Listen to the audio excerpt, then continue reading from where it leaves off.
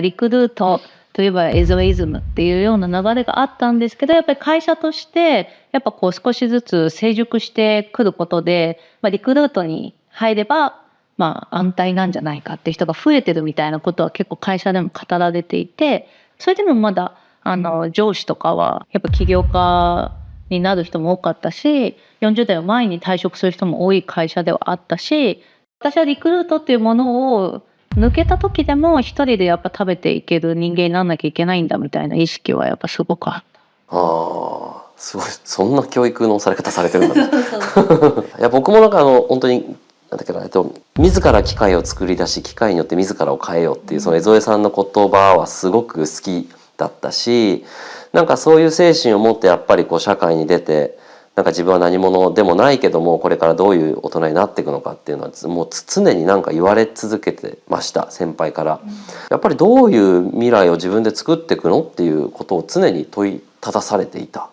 気がします、あの会社。なんかそれがね、すごい不思議な会社なんですよね。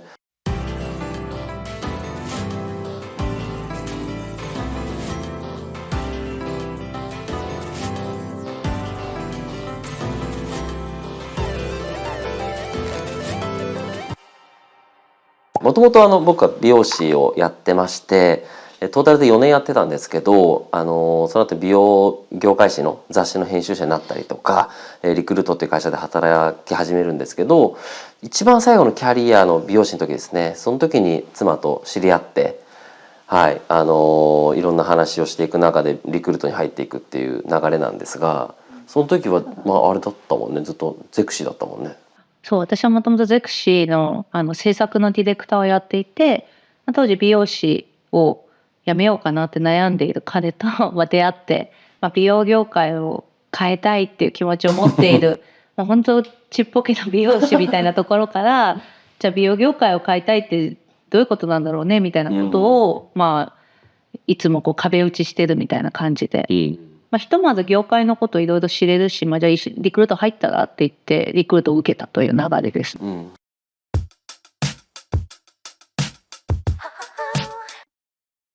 クルートってそんな簡単に受かるものなんですか？確かに。確かに。リクルート今はあるかわからないんですけど、CV 制度って言って3年半リクルートで営業として働いて、その後独立支援金100万がもらえるっていう制度があって、じゃあそれを利用したらいいんじゃないのって言って、ちょうどそれで30歳になるしっていうことで。実際ですぐ受かったんですか？でもなんかね、最初ダメでしたね、確か。大卒だったんですよ、最低条件で。僕高卒だったんでもう書類がそもそもこれダメなんじゃないかなと思ってましたが、もうしれっとでもですね、履歴書を出して、はい、面接受けてくれることになって、3回ぐらい面接した末にやっと取ってくれたと。で美容師やってて出版社入った時もそうだったんですけど、大卒が最低条件だったんですが、それも無視しても履歴書送ったりとかしてたんで、はい、もうなんか話してなんとかもう、ね、熱意を喋って入れてもらったみたいな感じだったと思います。それいいっすね。それでどうにかなるって。そうですね、落ちたら落ちたっていう話なのと、これで引っかかってくれればもうこっちのものというかですね、はい。なんかいけそうだと思ってたってことですよね。そうですね。やっぱりこうコミュニケーション能力、パッと人に入り込むのがうまいから、営業とかも飛び込み営業とかも得意っていう話があったから、これはリクルート受かるだろうっていうのはなんか見えてましたね、当時から。でも何のスキルもないですからね。その美容師やってました、雑誌に2年間作ってましたって言って、その営業できるのかとか企画できるのかとか、そんなことは全くスキルとしてなかったですし、でも入って教えてもらえればいいかぐらいの、テンションでしたね、当時は。それが最後に社員になったってこと？そうです。その CV っていうその制度の3年半契約社員ですね。はい。2人はそういう意味ではちゃんと壁打ちをする夫婦なわけだから、共同経営者感のあるもの、初めからそういうカップルだったんですね。そうですね。やっぱ一緒に仕事しようみたいなことは付き合ってる頃からやっぱり話していて、夫婦で会社をやって、2人で経営していくみたいなことはずっとイメージとしてましたね。こう2人で、夫婦夫婦ユニットみたいな感じで言ってて、こう夫婦で仕事するとか兄弟で仕事するとか自分たちの周りって最近増えてきていて、なんかこう会社に就職するっていうよりは自分たちの家族とやっぱ起業するとかっていうね動きって当時から少しずつ出てきてはいて、今でも私たちの他に従業員もどんどん増えていってるんですけど、2人で仕事をした方が効率もいいし、うちは子供もいないので、もう本当にめちゃめちゃ仕事しようって結構決めてて、それはね、いろいろありましたけど。当時その編集営業やってて、でデザイナーになるって言ってゼクシー行きながら夜間で桑沢デザイン研究所とか行ってたんで、これでデザインできて編集営業ができれば2人で何かものを作ってそれをこう世の中にリリースして売ると、商売をするということがもうこのすごく小さな2人のユニットだけど、なんか社会に対して自分たちが考えていることをこう表現をして、それがかつ商売になる。でこれは相当面白いなっていうことは当時すごく喋ってましたし、でそこの発想からやっぱ出版社にしようっていうところも出てきたので、なんかね2人でできる最大購買数っていうかね、なんかできる最大の幅は何なのかっていうことはよく考えてましたね。で、その時に、リクルートって会社がすごく気の利いたアイデアのある会社だなってやっぱ思うんですよね。フリーペーパーあるだけ作って、でそのことで広告をうまく取り、なんかどこからお金もらってるんだろうなみたいな感じでどんどん大きくなっていくと。で、そこにこう自分が通過させたことってどれぐらい意味があっただろうかみたいなしたくていかがですか？どうですか？7年いたけど6 年か。そうですね。でもなんかこうリクルートもやっぱりこう伝説の創業者江副さんみたいなエゾイズムみたいなのがあって、リクルートといえば江副イズムっていうような流れがあったんですけど、やっぱり会社としてやっぱこう少しずつ成熟してくることで、リクルートに入れば安泰なんじゃないかっていう人が増えてるみたいなことは結構会社でも語られていて、そのいわゆる独立企業を睨んでリクルートに入ってくる起業家精神があるやつが入ってくる会社っていうのも少しずつ変わってる時期ではあったんですけど、それでもまだ上司とかはやっぱ起業家になる人も多かったし、40代を前に退職する人も多い会社ではあったし、リクルートの名刺ってリクルートの会社よりも人の名前の方が上に書かれていて、要は私はリクルートの峰佳代子ですではなくて、峰佳代子がいるリクルートですっていう風にお前は捉えなきゃいけないってことはすごい20歳ぐらいの時から言われていて、だから私はリクルートっていうものを抜けた時でも一人でやっぱ食べていける人間にならなきゃいけないんだみたいな意識はやっぱすごくあった。すごい、そんな教育のされ方されてるんだね。嬉しかったけどね、なんかそっか。いや僕もなんか本当になんだっけな、自ら機械を作り出し機械によって自らを変えようっていうその江副さんの言葉はすごく好きだったし、なんかそういう精神を持ってやっぱりこう社会に出て、なんか自分は何者でもないけどもこれからどういう大人になっていくのかっていうのはもう常になんか言われ続けてました、先輩から。で僕はその美容の領域にいたんですけど、やっぱり何のためにお前は入ったのかとか、将来何をしたいんだとか、そういうことを常にこう問われていたし、その営業成績とかそういうことも喋ってましたけど、やっぱりどういう未来を自分で作っていくのっていうことを常に問いただされていた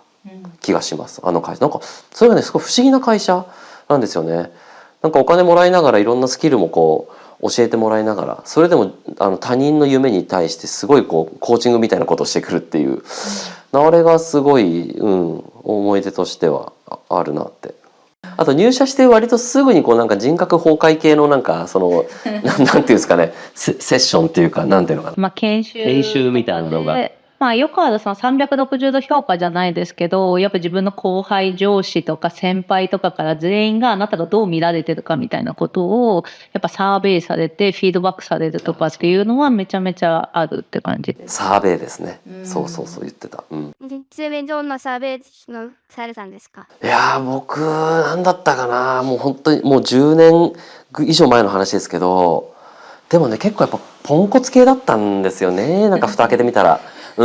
後輩上司、あとは妻にも書いてもらったりとかしてましたけど、なんかねあんまりどこにもこう属してない、なんかふわっとしたなんか何の特徴もない感じでしたよ結構。ショックでしたけどねあの時。うん。私はでも、当時まだ20代前半とかだったので、もう本当、なんか感情的みたいな、なんかそういう、そうそう。もうすぐもろに自分のなんか感情が顔に出るみたいなことを書かれててもどうしたらいいかわからないみたいな。そう出ちゃうものは出ちゃうみたいな。そう。まあでも本当に可愛がってもらって、本当に、恩返ししたいみたいな、こんだけ自分のことを考えてくれる人たちとか組織にやっぱ恩返ししたいっていうことが、もう偏方性で働きまくって、だからもうすごく、この人たちのためにっていう貴族意識もあるから、頑張って働くんだけど、でもいつかはこの場所を旅立って自分の人生を生きなきゃいけないっていうことを、意識させられ続ける環境だったって感じです。私はむしろリクルートの名物営食っていうのがあってアルバイトから最初入っているのでもう媒体が決まってて、で社員からプロパーで入ると、スーモとかゼクシーとかいろんな媒体経験するんですけどもうゼクシーっていうのは決まってて、私は犬のトリマーの専門学校を出てトリマーにならなかったんですよね。で父親からもう今すぐ就職活動しろって言われて、でもやっぱ作る仕事がしたいっていう気持ちがあったから未経験で、専門学校はずっとこうプードルの頭とか切ってて、プードルの頭しか切ったことないみたいなところからリクルートが拾ってくれたんですよね。営職からでしたけど、そこから契約社員にも登用してもらって、でも当時すごい見た目ギャルで、でもお前のそのまっすぐな目を信じたいみたいな感じで拾ってくれて、最初書いたメールとかが1行がもう永遠に続くメールとか書いてめちゃくちゃ叱られるみたいなところからそうでもなんかすごい愛情いっぱいの組織なんですよ。もう本当にめちゃくちゃ叱られましたけど、メニュー出してとガッツが2人とも溢れてるというか、そうです。なんかリクルートにある種かけちゃって、何気にあそこって高学歴じゃないですか。確かに確かに。もう一緒に組んでるね営業マンとか、私制作だったんで営業マンも京大東大早稲田みたいな人たちだけど、もう魂と魂のぶつかり合いみたいな、私プードル切ってただけですけどみたいな感じだけど、それで上下あんまないんですよやっぱり。フラットに接してくれる人がやっぱ多いっていう、そうだね。いい会社です。結果的にはそこで編集技術みたいなのを技術というか編集の仕事に携わったわけですよね。そうですね。編集、ディレクションですよね。でもディレクションの仕事とか編集の仕事ってすごい幅が広いというか、一回本当身につけると結構何にでも応用できる技術だったので、それはラッキーだったって感じですよ。雑誌で消えるディレクションってどんなことなんですか、具体的に言うと。そうですね。雑誌におけるディレクションだったら、多分広告と編集で分かれたりとかして、広告だと広告主がいてその要望を作るとかになるし、編集だとクライアントはいないから、読者はこんな切り口で読みたいんじゃないかって考えて物事を扱っていくんですけど、でも丸々ディレクションって仕事って多いじゃないですか。映像ディレクションとかウェブディレクションとか、じゃディレクションって何ぞやって言ったら、結構いろんな丸々ディレクションっていう仕事には一つやっぱ通じてるものというか同じ部分があって、やっぱりなんていうんですかね、こういうものを作りたいということを一番最初にビジョンを描いて、それをどういうふうに進めてどういう人たちと作り上げていくのか、自分の頭の中にある青写真にやっぱみんなに共感してもらってそれを作っていくっていうのは、雑誌だろうと映像だろうとウェブだろうとなんか変わらないなっていう感じがしますね。なるほど。で一方でちょっと慎吾さんなり聞くと、はい慎吾さんは実はさっきもちょっと話題に出たけど美容業界を変えるとか、なんかそもそも課題を持ってリードだし、なんかその紆余曲折でどんな経緯だったんですか？はい。そうですね。ちょっともう長くなっちゃうかもしれないですけど、美容専門学校に入学しましたと、高校を卒業してから。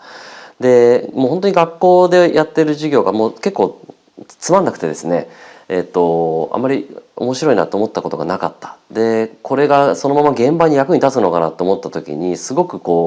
不安になっちゃって、これもっともっと自分で勉強しなきゃっていうことで、当時横浜駅でですね、こんな美容師は好きだ嫌いだみたいなアンケートをもう駅で勝手に取りまくってたんですよ。でそれを800枚ぐらい取ってデータ化して、で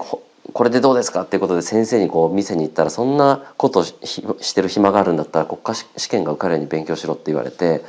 もうなんかその辺ぐらいからもう割とこうふつふつとなんかこのままじゃいけないんじゃないかっていうのはすごく感じてたんですね。でそれで実際現場出てみたら、やっぱり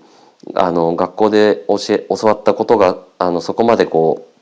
ううまく、なんか使えていなかったし、でさらにこう自分も不器用だったから、もう覚えるのもすごく遅くて、でそこの中でなんかどんな美容師になりたいのかみたいなことを大きいこと考えてたけど、実際現場出てみたらもう全然使えない自分がいて、そこにすごいこう直面しちゃったんですよね。でそれ自分に対してもすごくなんかイライラしてたし、その学校がどうとか業界がどうとかっていうふうにいろんな思いをこうもうひっちゃかめっちゃかやってたと思うんですけど、で1店舗目のお店を辞めて次東京の表参道のお店に入った時にやっぱ環境が変わって、今まで見たことのないすごくおしゃれなお客さんとか、すごく都会的な美容師さんの先輩とか、そういったシーンに入ってったら、また少しずつ自分もこう考えが変わっていって、でもなんかすごく都心で働いててもすごく窮屈だって感じてたし、なんかその給料面もすごく低いし、もう休みも月に2日とかしかないしみたいなっていう、なんかそれに対してまたこう自分の中で思うことがあったりとか、なんかそういうのがこうなんかいろんなものがこう重ねてって、なんか常にこうなんかうだつの上がらない感じが当時自分の中にはすごくあったなって、思ってます。でもそもそも美容師になりたかったのはなんか経緯あるんですか？僕は日大の付属の高校に行ってて、もうずっと高校3年間もうサッカーしかやってなかったんで、もうみんなはそのまま日大に行っちゃったんですけど、なんかそのまま大学行っても学びたいこともないし、もっと自分がやりたいことって何かなって考えた時にですね、なんか手に職つけようという安直な考えが出たのと、当時まだカリスマ美容師っていう言葉がもうギリ残ってたぐらいだったんですよね。だからこう自由な服装をしてなんか楽しい仕事ができる、でかつ手に職、もうそれは美容師だろうっていう、もうほんとそれぐらいの浅い感じの動機で僕は美容師を最初志しました。トリマーとかになるのもなんかそういう感じ？そうですね。その手に職をとか動物が好きみたいなところが、当時あると思うんですけど、なんでこれをやってるんだろうってことが分からなくなると何もできなくなっちゃうタイプなんですよ。だからなんかその意味とかが分からなくなった瞬間に、高校1年から予備校に通ってずっと受験勉強してたんですけど、なんでこれをやんなきゃいけないんだろうっていうことが自分の中で分からなくなった瞬間にこうピタッとこうパンとやめちゃうみたいなのがちょっと悪癖としてもともとあって、その一つだったって感じですよね。ただ自分はそこから選んだ道を常にやっぱ正解にしていくっていう、なんか自己革新がめちゃめちゃ強くて、なのでなんかそこでやっぱ疑問に思ったことを流されるんじゃなくて、一回ピボットしてでも一回止めて違うことをやってみるみたいなことを、親も許容してくれたし、今までの人生でもやっぱそこをごまかさないっていうのは、ごまかさなくてよかったなっていう結果になることが多いっていうのはね、ありますね、性格的に。それさっきの父さんのこう言葉は結構厳しいですよね。もうそれで働けっていうか、ちゃんそうと。ですね。それこそ父は厳密に言うと、私はもう一回デザインの学校に行き直したいって言ったんですよ。トリマーの学校を卒業した後に、もう一回デザイン系の学校か美大に行きたいみたいなことを言った時に、お前は学生の身分に甘えたいだけだろうって見透かされたんですよね。ではなく、社会に出てそこで学びなさいって言われた瞬間に、私結構真実言われるのがすごい好きなんですよ。これは真実を言われてるっていうことが分かって、それですぐに動いたっていう感じですよね。でもリクルートが拾ってくれたのは本当奇跡で、私は2、3社落ちていて、もちろんクリエイティブ系受けてるので、あなたはすぐに嫌だって思ったら辞めちゃう子なんでしょみたいなこと言われたこともあるし、すごい悔しかったけど、そりゃそうだよなっていう、真実が好きだから、そりゃそうだなって思えずっていうか。それ働いてないのくださいとエネルギーはキャンオーズ。それもそうですね。それどういう判断だったんですか？桑沢もだからリクルートで勤めていくと今度また悩みが出てくるわけですよ。でそれはリクルートで得た能力っていうのは、なんて言うんだろう。転職に活かせないみたいな説があって、要はそのガラパゴス化した、メディアの制作をしてるから、そこからキャリアアップでクリエイティブ職に成功してる人はいないみたいな通説がリクルートの中にあって、でもなんかそれって一つ真実かもなって思って、結構競合企業に転職する先輩がいたりとかして、これだけお世話になったのに競合企業に行っちゃうんだみたいなことですごいショックで、でもやっぱりその自分は元リクルートにいたからって言って競合に行っちゃうとかっていうことは自分は選択したくなかったし、自分はこのリクルートにいたっていうことを経て、やっぱりちゃんとクリエイティブ職についていきたいっていう気持ちがあったから、じゃあやっぱり自分はリクルートで働きながら夕方から今度夜間学校で桑沢に2年間通ってほぼ寝ないで宿題やるみたいな生活を始めたんですよね。桑沢って宿題きついで有名じゃないですか。めちゃきついんですけどでもそこでもまた真実に出会って、そこは桑沢の先生、非常勤の東京芸大の先生から「お前ら桑沢生っていうのは芸大とか美大出た人間の下で働く存在だから」って言われたんですよ、授業中に。で私真実が好きだからこの人は真実を言っているって思ったんですよね。であいつはダメだとかではなくて、この先生はこの社会の現実を話してるなっていうことが見えてきたんですよね。今度桑沢にいたら桑沢にいたで。でそうしたらまたじゃあそれが真実だってなると、自分はただその下働きだけをしているのは嫌だから、じゃあどういうキャリアを作っていったらいいんだろうってことをそこからやっぱ急速に今度考え出して、で結果的に2人独立したんですよね、そこから。要するに人のに雇われちゃダメだって判断。そういうことですよね。なんか人に雇われたり使われたりするのがあんまり好きじゃないっていうのと、それはありますね。そうすると作るものって限られるじゃないですか。限られますね。でもそういうのの現実を突き詰めていく。でもシビアなこと言われるのが好きなのはどういうことですか？なんか本当言葉通りなんですけど、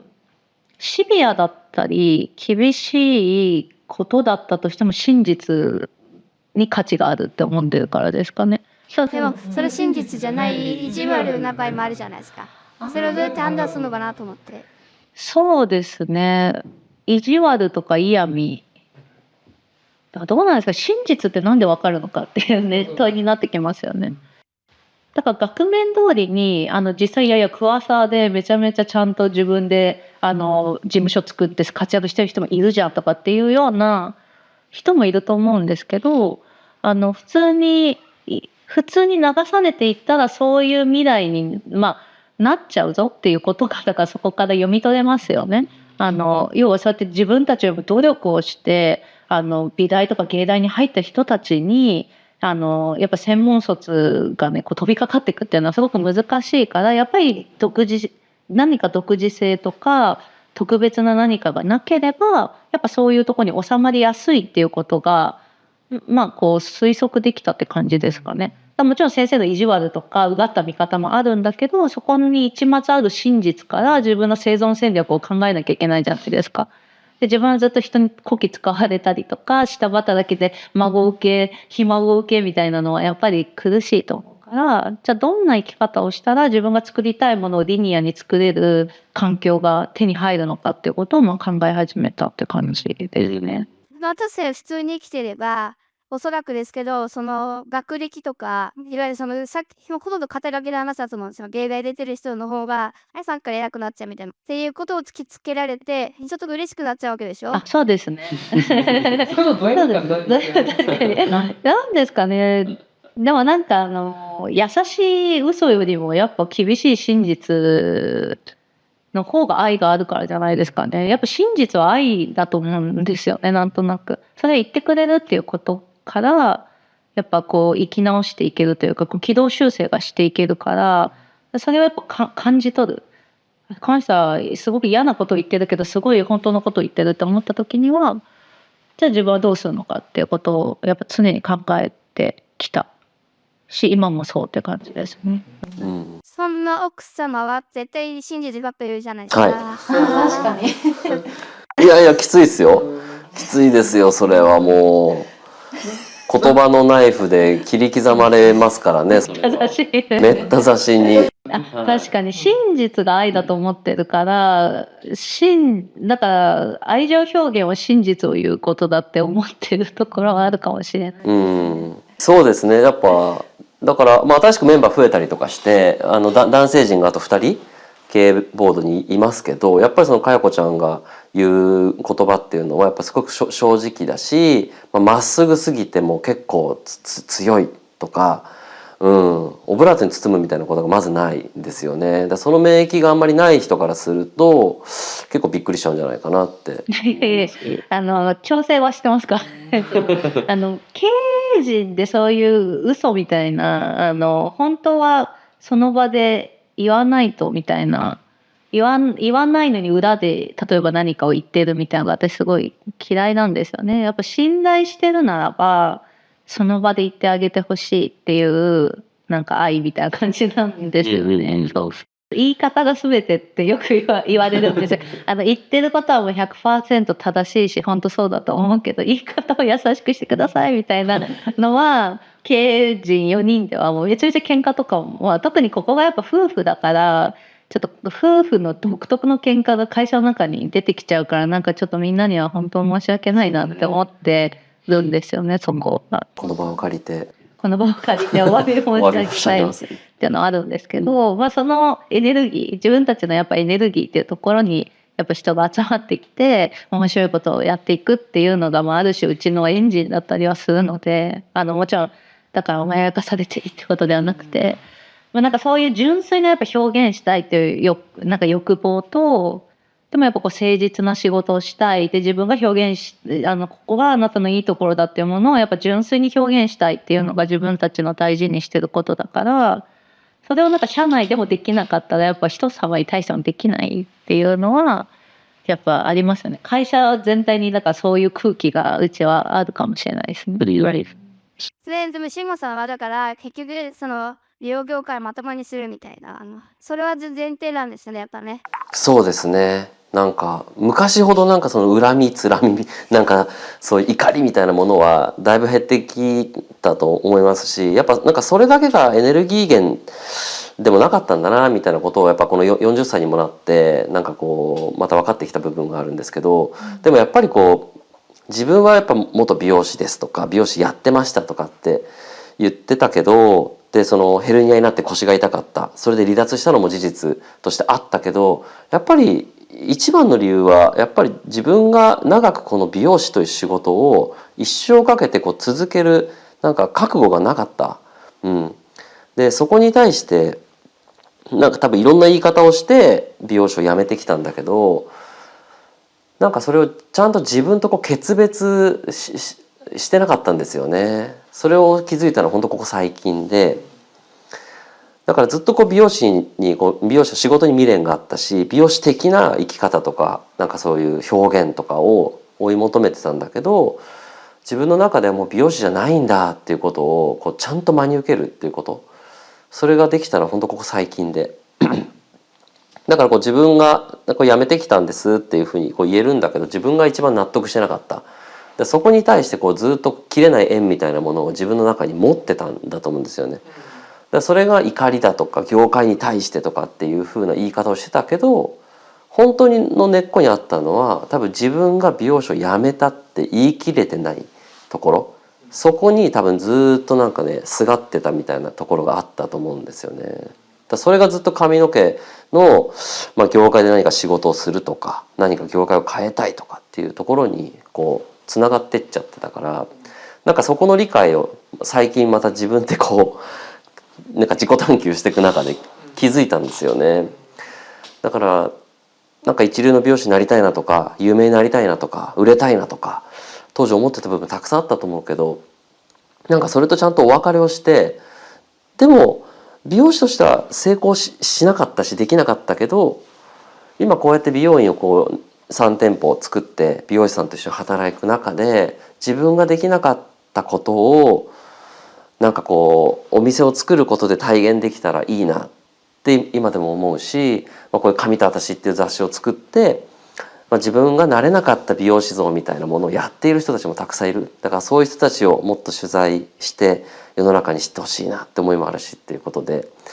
なんか自分がこうなんか実現できなかった夢みたいなものをそういうお店とかメディアみたいなところにこう表現をちょっとこう変えたんだと思うんですよね。